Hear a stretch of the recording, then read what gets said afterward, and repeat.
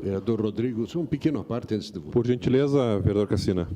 Só a respeito desse assunto trazido pela vereadora Gladys, é importante que nós nos conscientizemos de inscrevermos-nos nesses fundos, né? Façamos a nossa colaboração.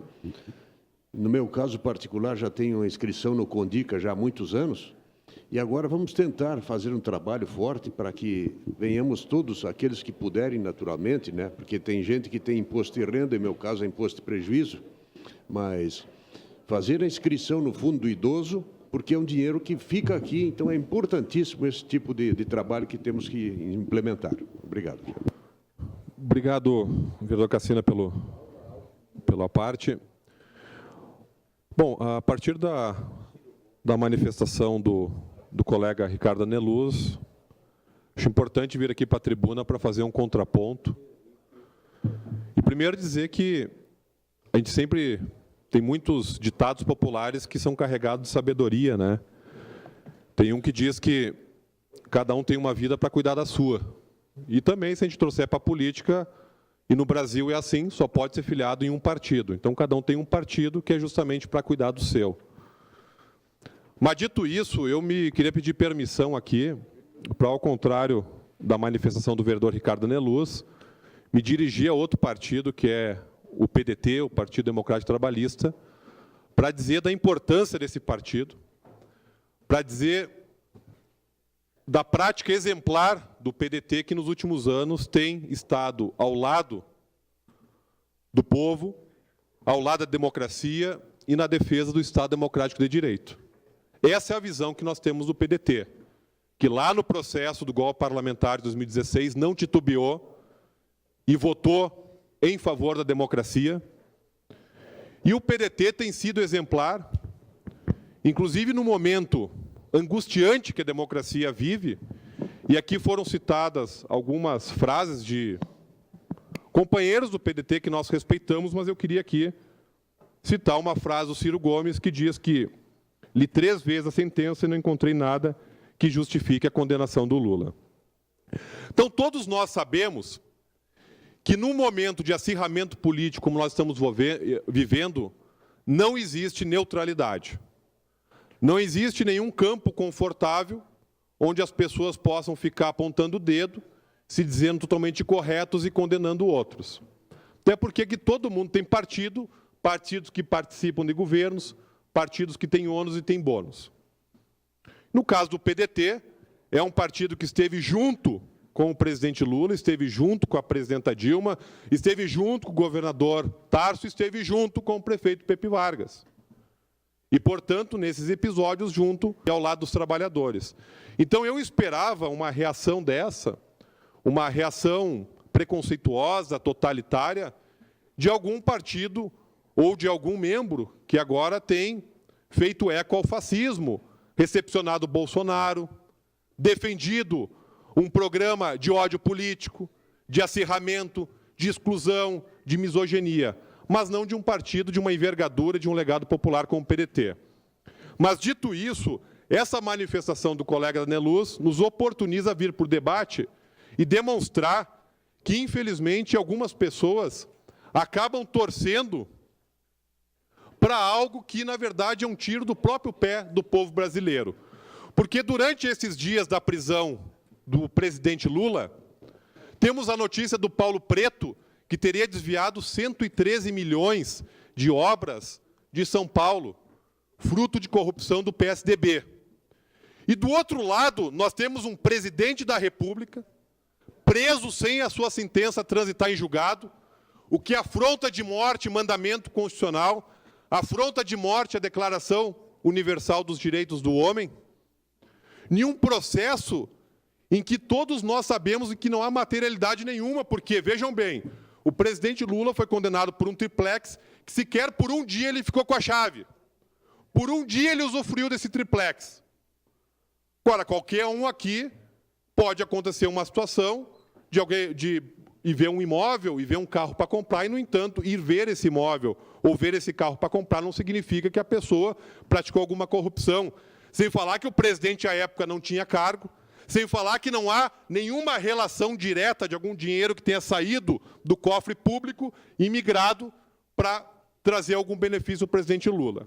Então, nós temos, no mérito da sentença, uma aberração jurídica, uma politização do judiciário, onde no Brasil é o único país do mundo, do planeta, em que juiz dá entrevista e é visto como popstar. Porque é aquilo que o presidente Lula falou. Quem quiser fazer disputa política, tira a toga, se filia num partido e se candidata. Assim como vai fazer Joaquim Barbosa. E parabéns ao PSB que vai estar no debate apresentando uma proposta. E não fazendo eco ao fascismo, em que não constrói nada, apenas quer destruir algo. Então o momento é muito sério, é um momento onde não há neutralidade, e eu não quero aqui trazer um discurso maniqueísta, ou as pessoas nesse momento defendem a democracia, ou elas estão subordinadas a interesses escusos, inclusive. Porque é muita ingenuidade não saber que existe um interesse do capital internacional tensionando no Brasil, porque existe um mercado muito grande da previdência social, existe o nióbio a ser explorado e é uma das principais riquezas agora da modernidade. Existe toda uma tentativa em tentar desestabilizar o Brasil, porque quando o presidente Lula foi eleito lá atrás, você se lembra que era para ser implementada a ALCA aqui na América Latina, a área de livre comércio, e lá atrás se mudou a história. E como a história, infelizmente, ela é cíclica, esse pensamento neoliberal, hoje ele vem perigoso, ele vem revestido de um elemento explosivo que é o fascismo, onde tenta, através do ódio político, botar uma mesma população brigando entre si. Porque o que falar daqueles cidadãos e cidadãs beneficiários dos programas de habitação, ou que puderam, seus filhos, hoje estar numa universidade, graças às políticas de educação do presidente Lula, e que servem de bucha de canhão de uma direita fascista para fazer um ataque à maior liderança popular desse planeta. Porque se o presidente Lula ele cometeu o crime e a materialidade, eu quero aqui, antes de defender o presidente Lula, defender o Estado Democrático de Direito, que é o que nos coloca aqui numa situação pacificada. No entanto, é justamente nessa seara que há um vício insanável, que é uma perseguição do Poder Judiciário, e nós sabemos disso. Assim como as pessoas que saíram à rua para pedir o impeachment, souberam que aquilo era um golpe. Até porque, de lá para cá, o que nós vimos é um retrocesso de direitos em todos os temas, seja educação, seja a questão da segurança pública, enfim. Então, eu quero lamentar que venha uma manifestação nessa tribuna e que não reconheça o legado popular, inclusive, do hoje deputado federal Pepe Vargas. Porque Vossa Excelência deveria ter dito por que ele colocou o de Lula no nome. É uma forma simbólica de demonstrar que os algozes dessa nação podem prender fisicamente um homem, mas não pode prender as suas ideias. Assim foi com Mandela, 27 anos preso, e, no entanto, as suas ideias não conseguiram prender. E é isso que esta burguesia não suporta, que tem a defesa, que tem uma base popular que sabe que existe parte da população brasileira sendo manipulada e que faz resistência nesse momento. E isso não deve ser condenado. O que deve ser condenado é esse estado de exceção que vai acabando com a nossa democracia, e aqueles que hoje aqui aplaudem, amanhã também, infelizmente, vão ser atingidos. Vereadora Denise.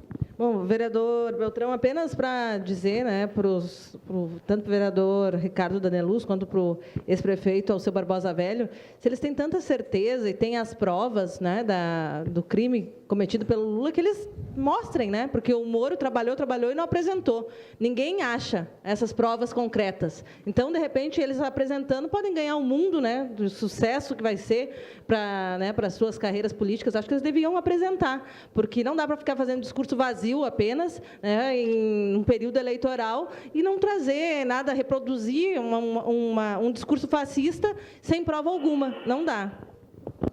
Obrigado, vereadora Denise. E continua o silêncio, né? Nós tivemos 40 milhões do Detran, aqui no Estado, roubado, 40 milhões.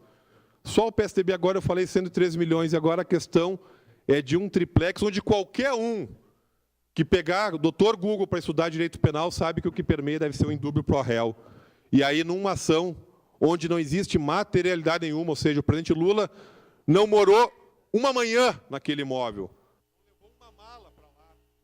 chave não usufruiu e aí foi condenado. Mas não tem problema. Hoje, que nem Carlos Lacerda antigamente, né? Fazia discursos e discursos, e depois, quando vem a ditadura, ele também foi uma das vítimas. Mas é assim, vamos à luta.